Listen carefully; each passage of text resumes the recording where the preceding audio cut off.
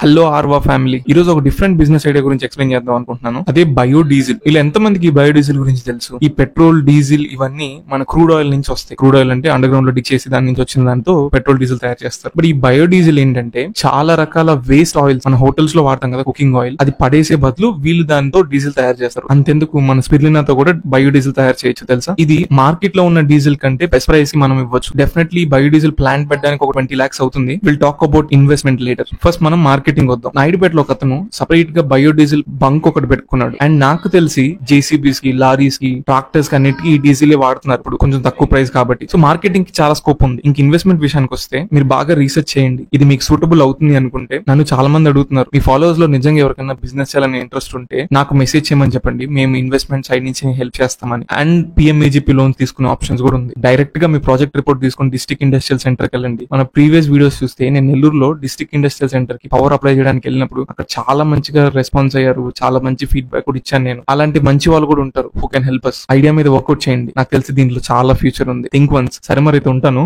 By.